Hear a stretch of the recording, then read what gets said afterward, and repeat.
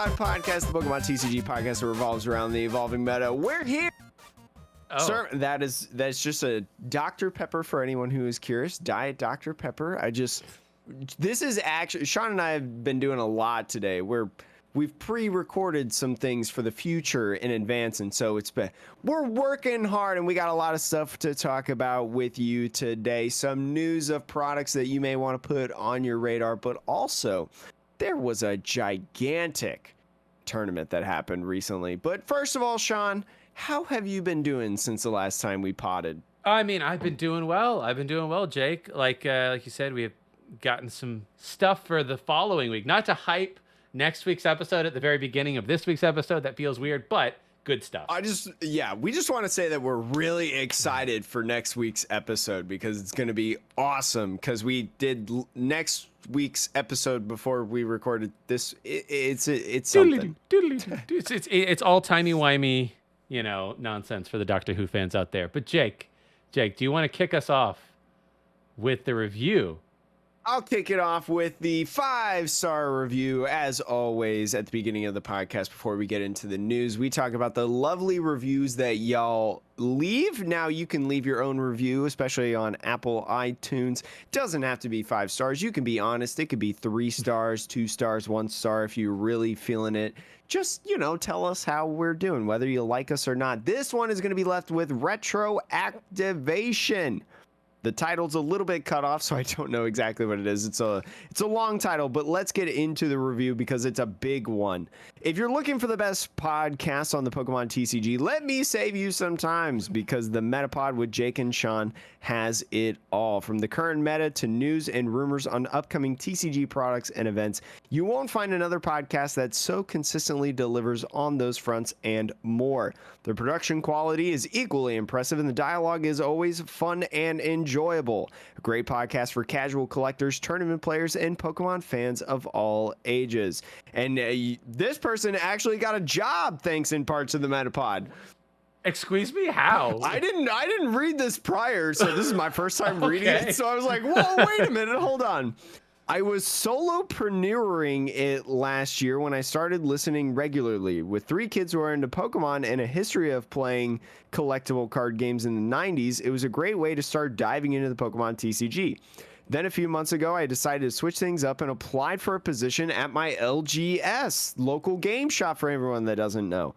Pokemon is their bread and butter, and the insights from your show served up as the perfect primer to help get me up to speed and land the job. Wow, that's really, really cool, actually. That's crazy. Many thanks, and here's to the next 100 episodes. Can we get you guys to commentate on regionals and worlds? You would do great.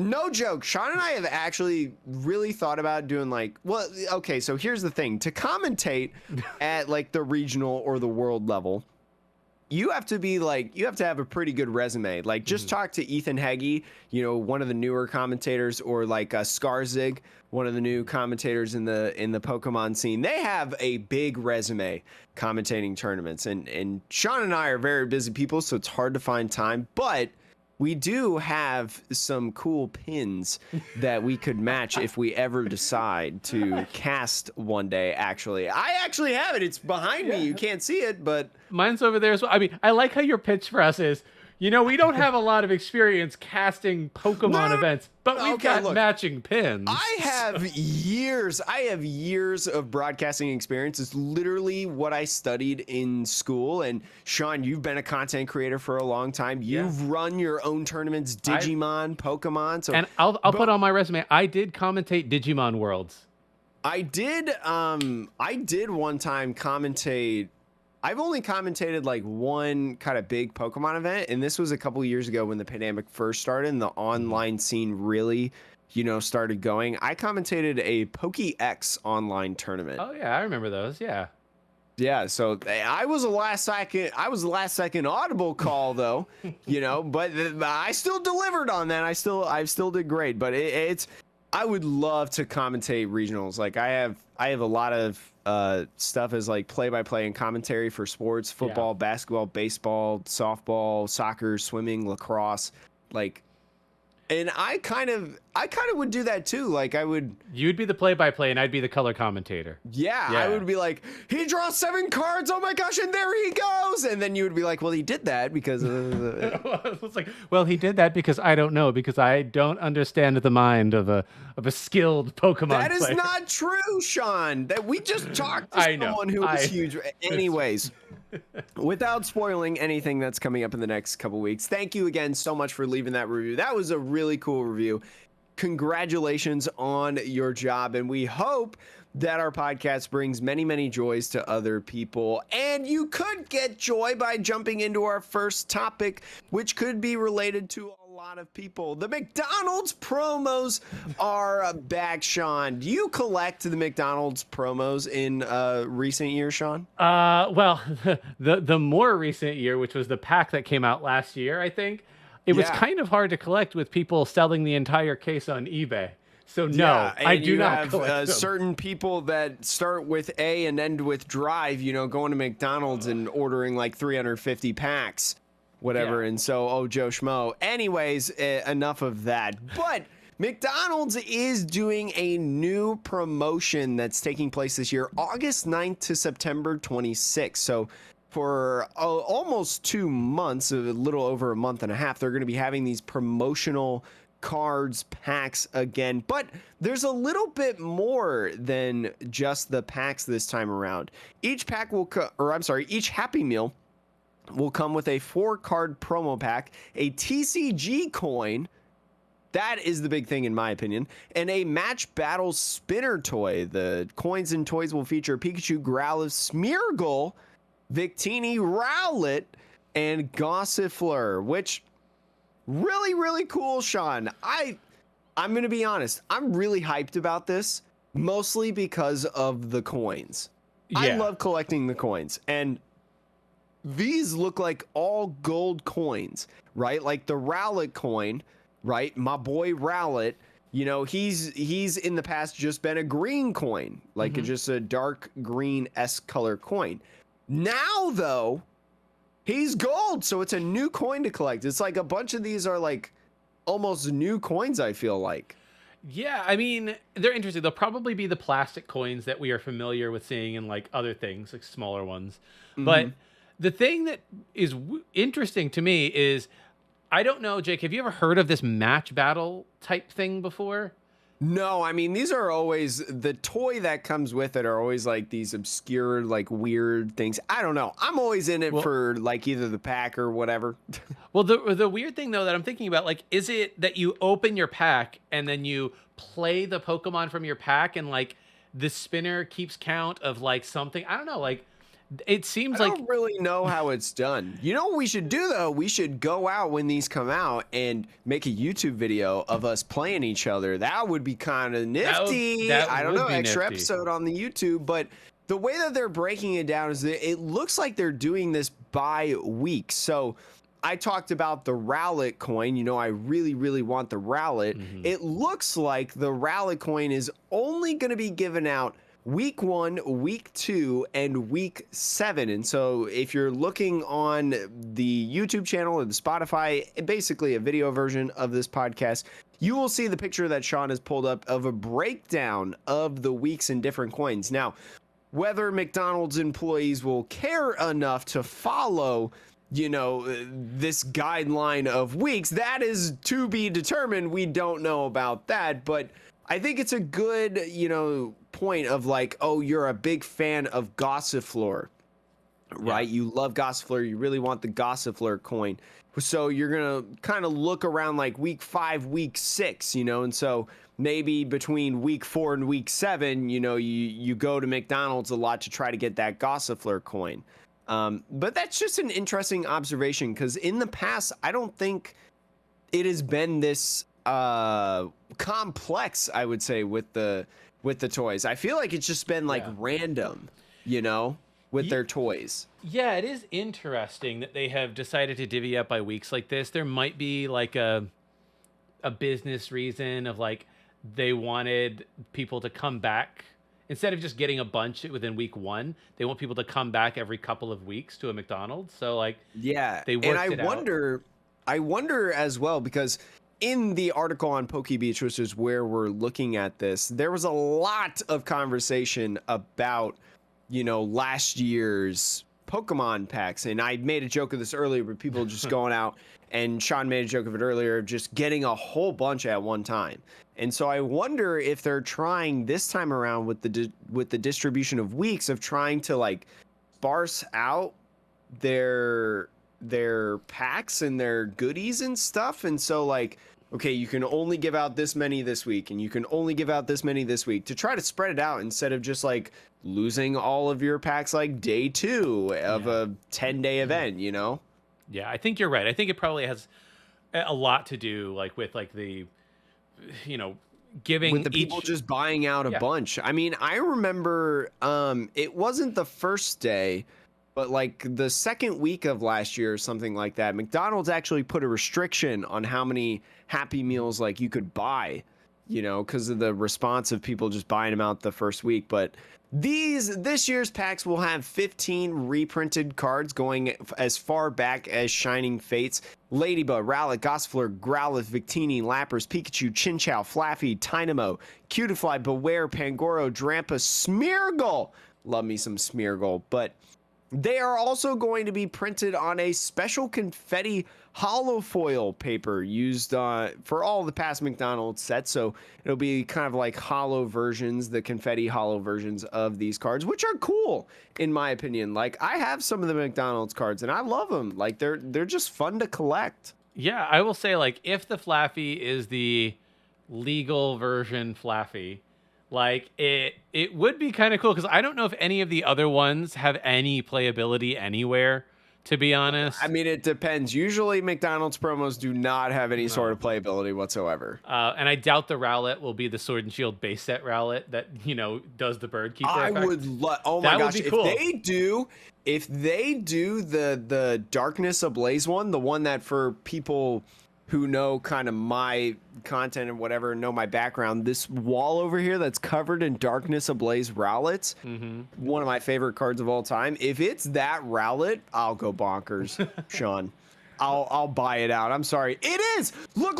Yeah, I see. Look at the image. Look at the image. It is literally that. Oh my gosh. Okay. I'm sorry, everybody. I'm gonna buy out every McDonald's. Sorry, but that's just how it's gonna be. I will say, if it's a good Flaffy, the one that accelerates lightning energy, right?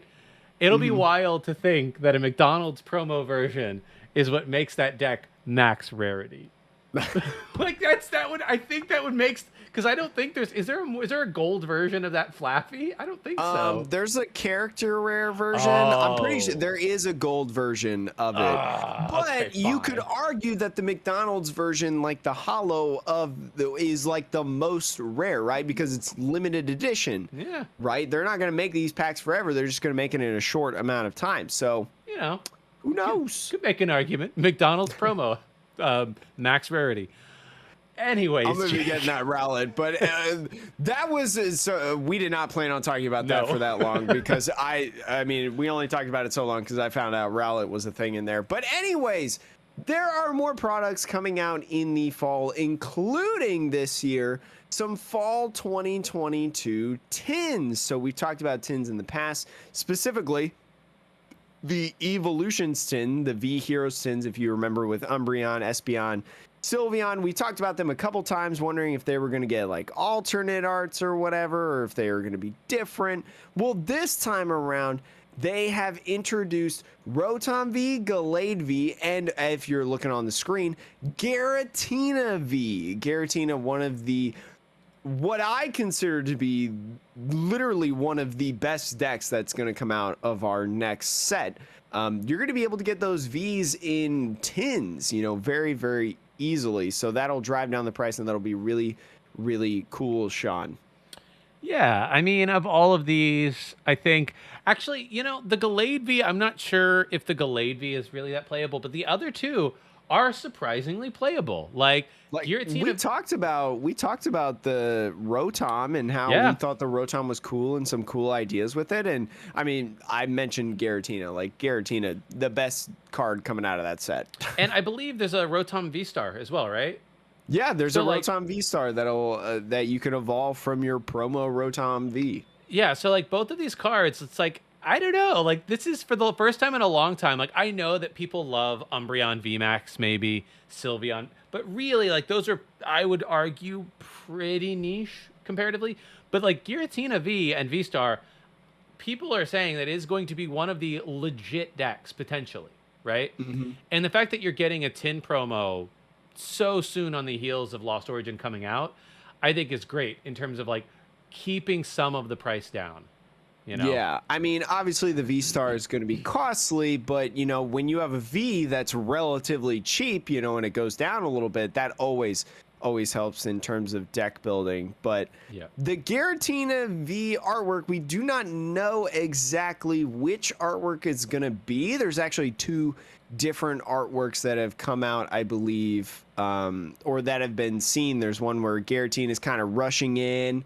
You know, if you scroll down at the end, and there's a one in the tin that has the showcase on the picture, where it's kind of like his whole body per se. So interesting. I don't know if it'll be a special like promo. I can't remember. Did the Eevee Hero tins have? I think it had different arts for. I think they'll, because we talked about it the first time. We were like, oh man, these don't have different Umbreon V's or whatever. Yeah, and then they ended up doing it, I think. So yeah, it'll be an interesting thing. But these tins, if you do not know, they will come with 5 booster packs, and they will release $25 USD.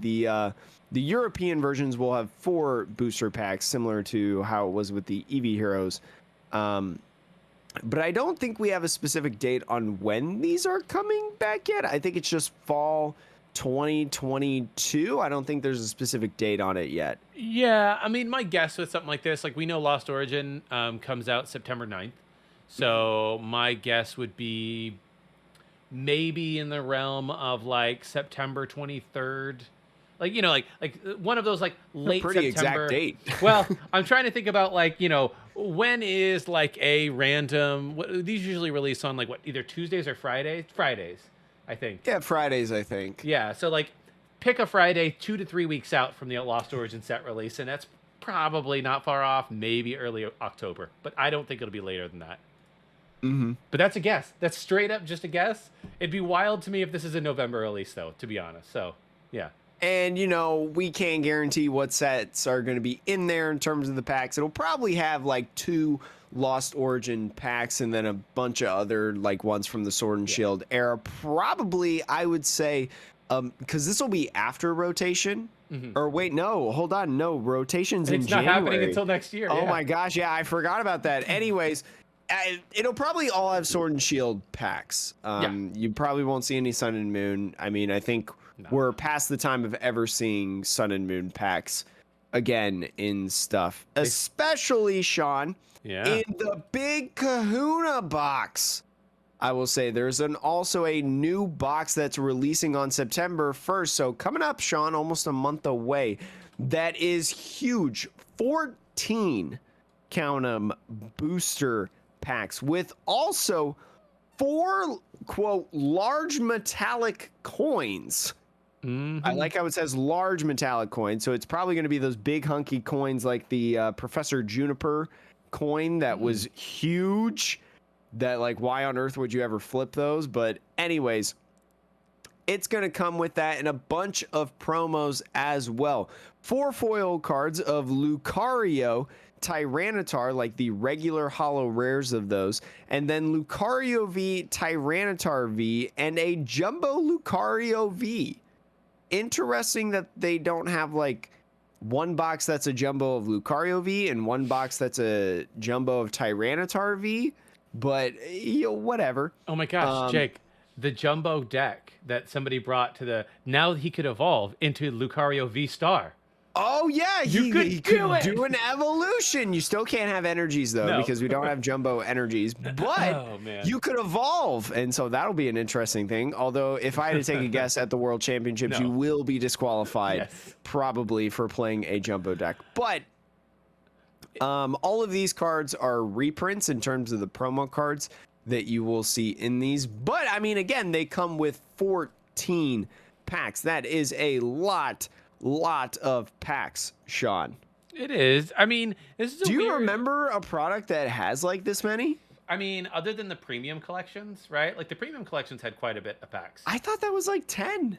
It might have only been 10, but like I know, like it's hard to say. Like ET, like the Celebrations ETBs had a ton of packs, 10. and like those boxes and stuff had a ton of packs. But those were also Pokemon Go packs, which were, or I'm sorry, not Pokemon Go, Pokemon Celebrations packs, which were much smaller. You know, so I don't know. Yeah, 14 is quite a lot. This is true. 14 is hefty. I think they're definitely pushing the limit here on the expense, like the amount that somebody was willing to pay for. Yeah, and like you're getting 4 coins in it too. Like you're not just getting 1 coin. You're not getting a figure.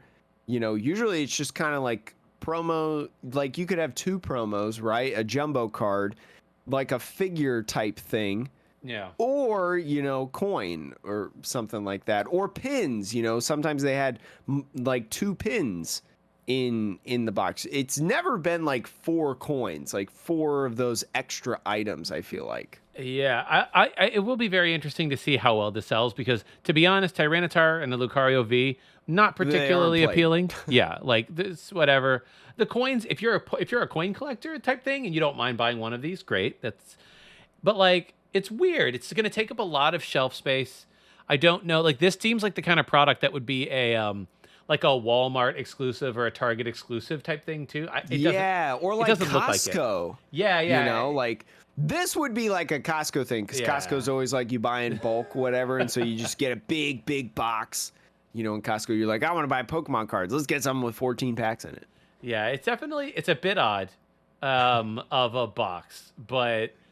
Like, we don't have confirmation, I don't think, on the price right now, so I don't want to try to guess what the price may be, but it'll be pretty interesting. I mean, if you are someone that just really loves enjoying pack openings and you like collecting like these types of things, this box is for you. You know, if you don't like going out and buying a booster box or whatever, you know, getting a bunch of promo cards, getting a jumbo card, getting some coins, bunch of packs from a variety of sets. Like, this will be a good box for you. I will say there's usually $5 a pack, which would put this at about $70 if you go on a per pack price, right? So it would not surprise me to see this at $70 to $75. So I would say you might have to buy it for the memes at $69.99. That might be the price. Ooh, that would be a nice wink, wink. Anyways, but just my thought. That's my guess there, but. Who knows? Anything less than that is actually a pretty good deal from Pokemon, from a per pack price. Yeah, I would say that too, just based on like the products that, you know, we see all the time. But Sean, that's enough of the collecting business. Let's try to talk about sort of the online meta. We're going to go back to talking about the online meta and whatnot, because just very recently, the Limitless Showdown just happened. If you do not know about the Limitless Showdown, there were 339 players, I believe, somewhere around that area in terms of the amount of people. Yep, 339. 339 exactly. And so this is another pretty good event to evaluate what is good right now in the Pokemon trading card game. What are some interesting decks that may have popped up, some new stuff that maybe I want to look into, maybe want to try my hand at. And Sean, let's talk about first the winning deck. Let's just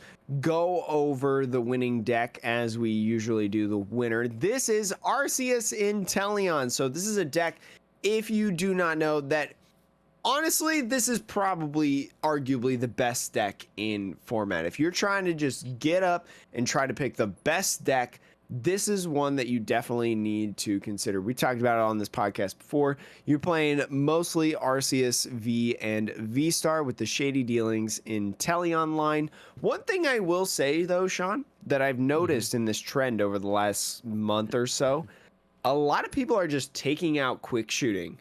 Now, quick shooting in Inteleon is starting to become obsolete. People are going back to just wanting that Shady Dealings in Inteleon, being able to grab anything you want. Yeah, I mean, it may be like a space thing, right? Because you're thinking about it, like you play a 4-3, so it's not a 4-4 line anymore. It's a 4-3 line. And when you have those three, you're like, okay, well, what do I want more often? I'm going to always be getting the Shady Dealings one. So if I only run a one of the other Inteleon, it's like, how much do the 2 pings a turn really matter in the meta? So it seems like people are coming to the realization that it, for the most part, doesn't. Like, it's not like 2 pings or even 4 pings are going to put you over the edge in terms of the damage output of the V-Star, which is usually going to be, and this deck's not even playing any... So it's probably usually always 180. Yeah, so you got 180 plus 40 if you're waiting 2 turns. That's not really enough to not... It's like 220. And if you're not doing the 180, it's 200 plus 40, 240. So if you're not going to be playing the choice bands or choice belts in this, you're not reaching those numbers of 270 or 280 for the V-Star. So yeah, I get why they took it out. And it makes a lot of sense as well when you talk about Sharon's care.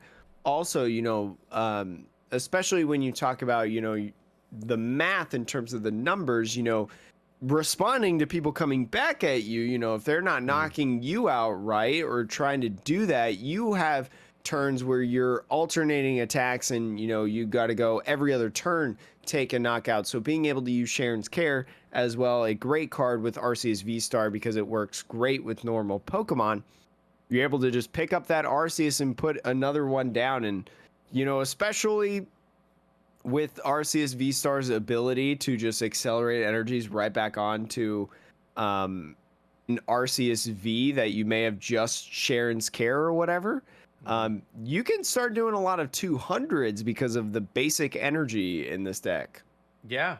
I mean, it's a cool deck. The one thing I'm noticing that's particularly, I don't know how different this is from other recent Arc-Intel decks. We haven't really looked at one too recently, but like the inclusion of Dunsparce again, like I don't know how many fighting type things are really hovering around. Really, the big one is Stonejourner VMAX at this point, which I think we talked about. Did we talk about that last week? We talked about it recently. Briefly, yeah, we did. So the Dunsparce, so I guess it's just there to cover your bases just in case. But also, the one thing I'm noticing here is I feel like 2 Pal Pads is surprising. It's a little surprising. I feel like 1 Pal Pad is expected, but 2... Well, here's the thing. We are starting, especially when you're relying way more on Shady Dealings, right? Getting rid of the quick shooting Inteleon and instead staying with 2 Shady Dealings Inteleons.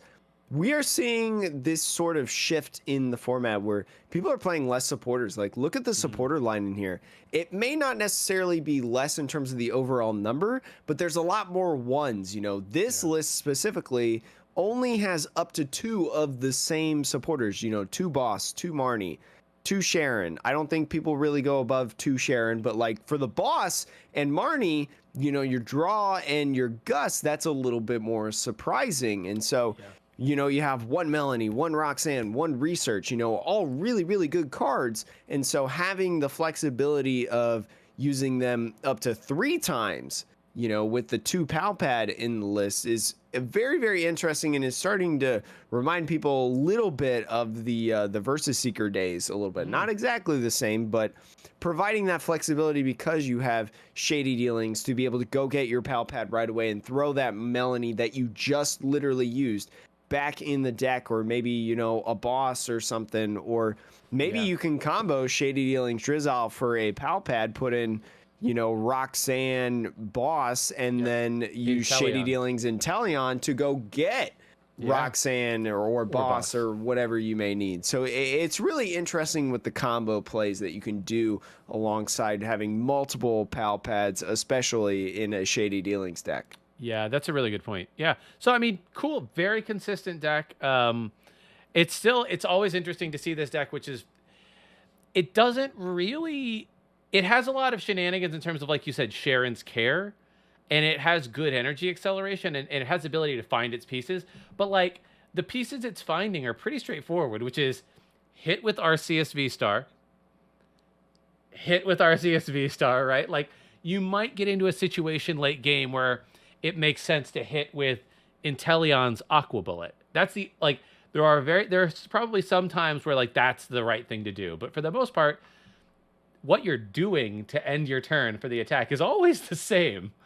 And there could be a lot of situations where you do that, because if you think about the prize trade as well, so Arceus V and V Star are worth 2 prizes. And so if you think about a game, if somebody knocks out 3 Arceus Vs or V Stars, that's 6 prizes. You know, they go 2, 4, 6. But if you buffer it with an Inteleon, they go 2, 4, 5, 7. You know, you force them to take a 7 prize game. A 7 prize game, and with Aqua Bullet being 120 damage plus 20 on the bench, it does actually a really, really good job in still maintaining 2 shots on the field. Maybe knocking something out, or maybe doing setup damage to the active to buffer, so then your Arceus V-Star can come in and finish it off with the 180 or 200 or something, whatever.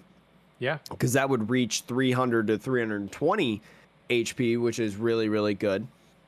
It just provides a lot of flexibility, and a lot of people, especially with 1 prizes as well in the format. You know, we talked about Solrock Lunatone last week. I mean, it does a good job just offsetting the prize trade.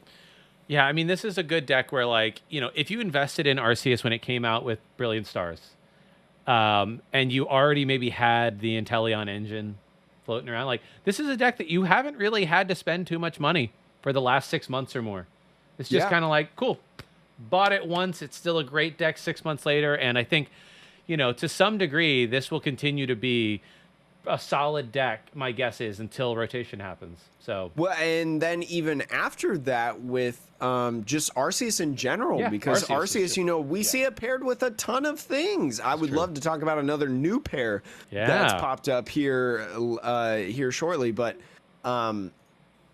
you know, it's just, that card is just so freaking good, Sean. Yeah. Now, Jake, do you want to go straight into the new pair that you want to talk about? You know what? Let's just do it, because I already kind of teased it a little bit. Let's talk about the Arceus Mewtwo V Union list. Now, we know Arceus V Star. We know Mewtwo V Union, right? We talked about it at NAIC or whatever, but we've never talked about them together, Sean, which is crazy. We found out at NAIC that Mewtwo V Union is a good card, or good set of cards, I will say. And so somebody had the bright idea of putting them together, and by golly, it did well for them, making top 8, or I'm sorry, were they 9th? They were 7th overall, so top 8 in this limitless event of 339 people. Yeah, this is very impressive. I mean, I guess I'm trying to think of why. Jake, did you watch any gameplay of this? I did not, unfortunately, because I spent the day on a chair for 6 hours getting stabbed in the leg 1,000. I got a tattoo for anyone who's curious, and it took a long time. But it's insane because, you know, we know Mewtwo for a variety of different things, right? Mewtwo has the ability with Union Gate to accelerate energies onto itself, specifically 2, which are very, very good. Now, with Arceus V-Star, you can kind of bypass that compared to the Mewtwo V Union Milk Tank that we talked about in previous podcasts, where you could just slap that thing on the field and Arceus 3 energies onto it right away, which gives you the flexibility of doing a couple different things. You can make a game last pretty much forever, doing super regeneration, healing that 200 damage that we've seen in a bunch of decks. You can use Psysplosion, putting 16 damage counters anywhere on your opponent's side of the field for only the 3 energies. If you're playing a deck that, you know, has a little bit smaller Pokemon, you know, a bunch of Sobbles, things like that, you can take a bunch of prizes in a single turn. Or for the 4 energy, you know, which, I mean, let's talk about it, Sean. You know, Arceus accelerates the 3, and then all you got to do is just attach 1 more. You do 300 damage. Yeah. Easy. It's and so there's a lot of flexibility with this. Yeah, and then you can throw a choice belt on, which they have in the deck, so you're doing 330. Yeah, and I mean, like, even if you have a choice belt and then maybe a double turbo on it, you know, because that maybe that's your colorless energy in the 4 that you find, that's still 310 damage. Yeah. Which knocks out pretty much anything in the format. Yeah, I mean, I'm looking at this deck. Another benefit of this is almost certainly going to be the that Cysplosion, right? Like, you think about combining that with the Arceus V Star. You ping something for 200, roughly, somewhere around there. You ping something else for the same amount, and you power this thing up, and then boom, 16 damage counters. If you put 8 on each, and they're both at 200, all of a sudden, that's 280 shots, which is enough to knock out 2 Palkias in one turn. Also, the 16 damage counters will get through Miltank. Yes, so, like, it will. Easy way to, like, take out a Miltank, plus, like, if you do this in a couple of turns, that's an easy way to basically destroy the stall deck that we were talking about, just straight up. There's also canceling Cologne if you just want to whack it for 300. You know, you just hate Miltank that much. Yeah, I mean, I guess so, yeah. That's probably more for, like, the Arceus, though. To you know, when through. your Arceus is up there, yeah, you cancel it. You can Starbirth for canceling Cologne. Just grab it right out of the deck and use it and get through that annoying Miltank. But anyways, there's a lot of things in this list that are very interesting. The trekking shoes, the turbo shoes, we've talked about on this podcast how some decks are starting to, or at least there was a phase for a little bit of turbo decks popping up that utilized trekking shoes, just slotting 4 in because it's a really, really cool card in here. But also, especially finding the V Unions, the difference between like Sanders' deck and this deck is playing 2 Adventures Discovery and 1 Professor Burnett. Sean, if you do not remember what Adventures Discovery does, it is a supporter where you can search your deck for up to 3 Pokemon V, reveal them, put them in your hand, then shuffle your deck. I think it first came up with Arceus Duraludon. I think is kind of the first deck to really, really play this. Yeah, I think it did that because the Arceus Duraludon deck played so few Pokemon otherwise that it was like, okay, cool, this is your setup, right? You can get all your Pokemon set up on one of the turns, and then kind of like how some of the old decks played Sonya. Yes. Just to get all the pieces they need. And once they get them, then you're good to go. And then Professor Burnett is also really interesting of a supporter. This was a promo card, I believe. Oh gosh, it came in the V Union boxes. Oh yeah, that's right, in the V Union boxes. It is a supporter that says search your deck for up to 2 cards and discard them, then shuffle your deck. Very easy to just go ahead and slide your V Union pieces into the discard pile, so then you can do the what's the Yu-Gi-Oh thing? Exodia. Yeah, you can Exodia onto the field. So, yeah, I mean, it's interesting. I think, obviously, the main challenge of this deck is it relies on you getting all of the pieces of the V Union in there. Because, like, look, don't get me wrong. Arceus V Star is a great card by itself. But by itself, it cannot win a tournament. It just can't. It needs some other support to get it. That's there. why you see it played with like Shady Dealings a lot of time, and most of the time, or with another big Pokemon like Arceus Duraludon, you know. So it is a little bit of combo-y. It is interesting because you're able to find a lot of pieces a lot of times. So like, you know, Starbirth allows you to grab whatever you want. You have Ultra Balls that can grab the Mewtwo V Union pieces and discard them as well, and different other things like, you know, a trekking shoes. You might come across it on that draw, and then you're like, nope, automatic discard pile. Show me the next one. Yeah, I mean, obviously the downside to this deck is like if you have to take a turn off, doing Peonia, yeah, it sucks to prize one of your Mewtwo V Union pieces. But you can Peonia to be able to get that piece, and even Palpad. So if you whiff the Mewtwo V Union piece that you need, you can Palpad Peonia back in and use it a second time, which is Jake, not great, I was but about to say, give you a chance. If that's your supporter 2 turns in a row, you've already lost the game. Sometimes desperate times call for desperate measures, Sean. I mean, look, if you're playing Miltank and they're giving you all the time in the world, you're like, all right, we good. Yeah, because I mean, your bench is like, your active is 1 Arceus, your bench is another Arceus maybe for like Sharon's Care Loop or whatever, and then I mean your Mewtwo V Union doesn't hit the field until all the things are in the discard pile. So Miltank ain't doing too much damage, really. Yeah. You're sitting pretty. Oh, wild! This is a wild deck. It's cool. It's interesting to see that this Mewtwo V Union.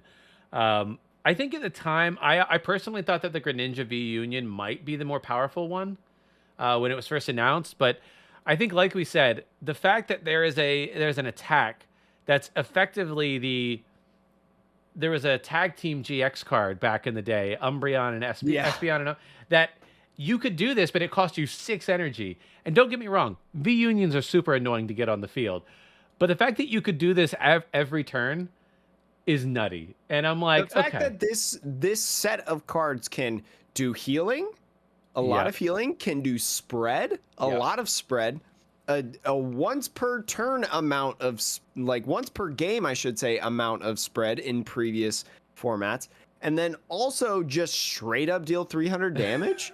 Like, this card can do a lot of things. It's like, it's crazy the way that we've seen this card, you know, just pop up and do really, really well the last couple months. Yes. Okay, what other... So looking at this tournament now, like, I'm going to quickly look at the metagame and just sort of give everybody a quick rundown on where a giant tournament like this, if we're thinking about Worlds, right? Like, where does the meta sort of lie? Obviously, as you said, Jake, Arc Inteleon, #1 deck. Palkia Inteleon, right on its heels, basically a 1-2.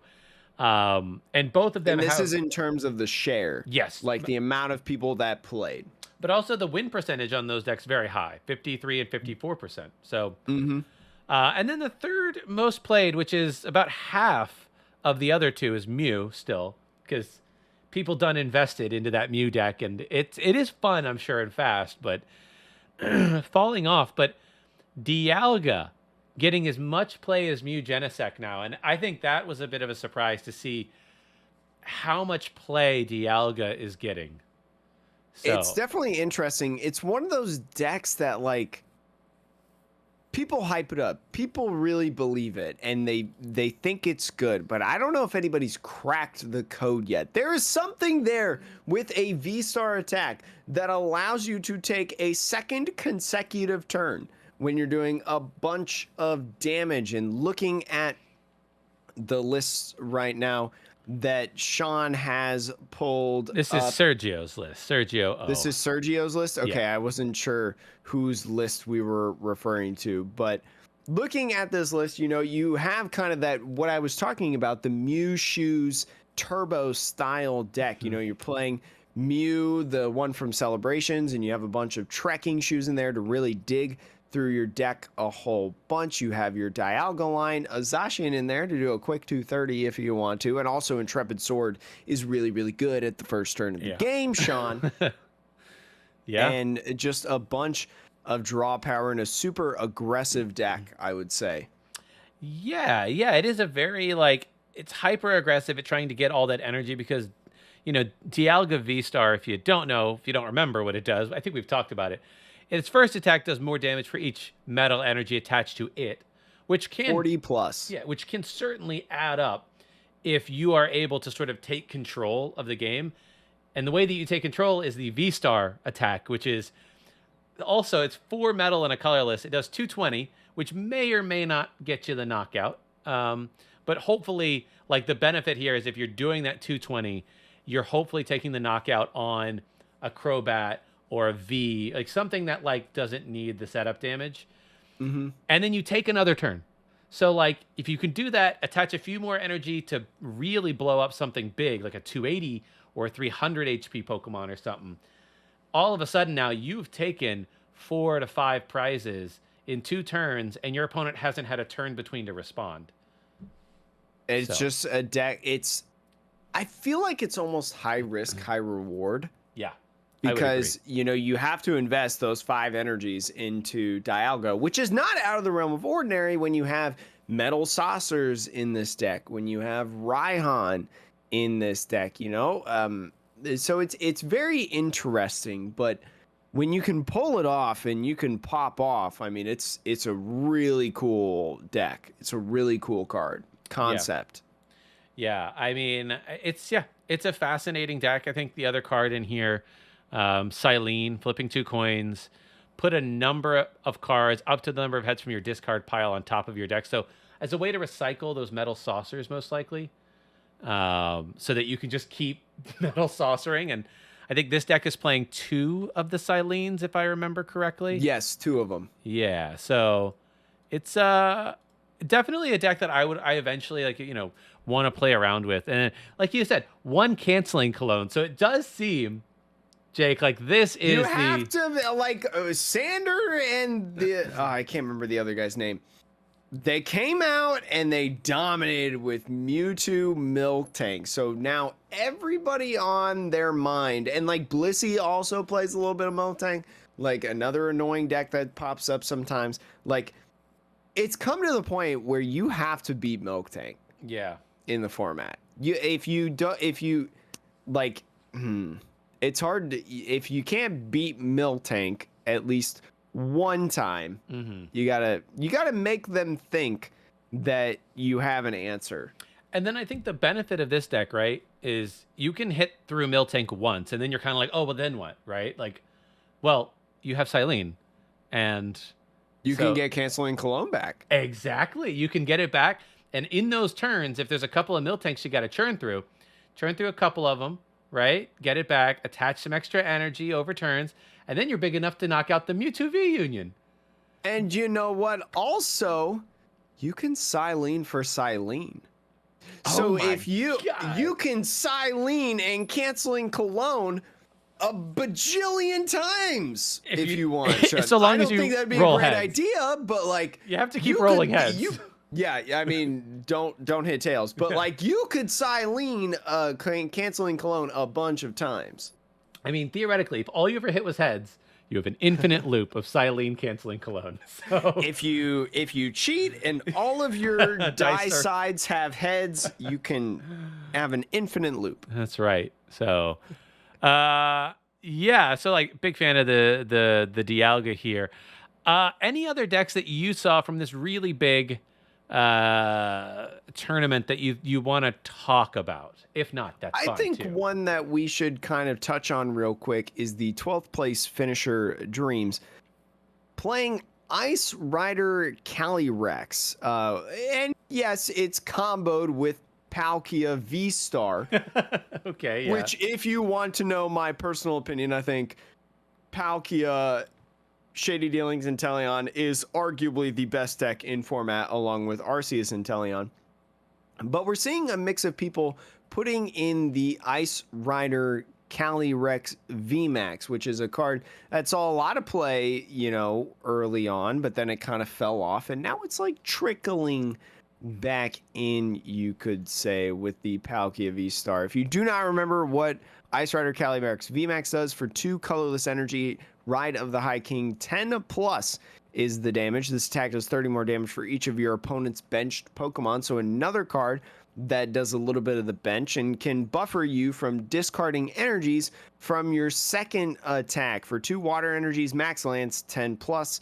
You may discard up to 2 energies from this Pokemon. If you do, this attack does 120 more damage for each card you discarded in this way. So that right there is 250. Max on an attack plus choice spell is 280, which can KO Arceus V Stars and also Palkia V Stars. So if you're in the mirror match, Sean, with Palkia, boom, there's a quick answer for you. And I wonder, so 280, right? I wonder too, is the purpose of this Calyrex VMAX line to also combat the Flying Pikachu VMAX, because it's not weak to lightning? I would agree with that. Azul GG, Azul Garcia Griego winning North American International Championships. We covered the Arceus Flying Pikachu deck that came out of that. Well, he had played it in an event prior, but really got notoriety at that event. Winning that. Sean putting up a list right there. Mm-hmm. It not only prevents, does it prevent basic Pokemon from hitting you? Yes, it does.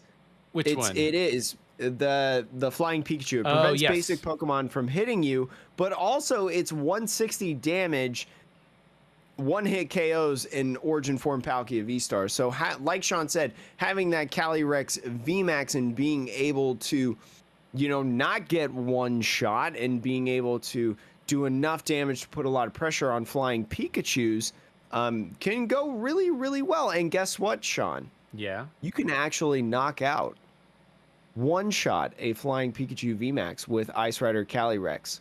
Because you do the 250. You have your choice belt to make it 280. But also, in the Ice Rider Calyrex list, you have a one of Leon that you could easily find with Shady Dealings to be able to reach 310 HP to knock out a Flying Pikachu VMAX. And then also, you showed it a little bit earlier, but we talked about this a little bit, how people are moving away from the quick shooting. This specific list did play a quick shooting Inteleon. So let's say you're playing the mirror match with this deck and you're facing down an Ice Rider Calyrex VMAX that has 320 HP. Well, this quick shooting Inteleon can get you to 330 HP. Now that's a lot to ask for in a single turn, so I don't know how many times you're going to get that, but the possibility is there, Sean.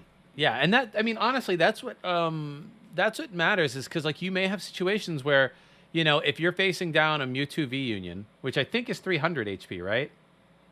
Or is it 310?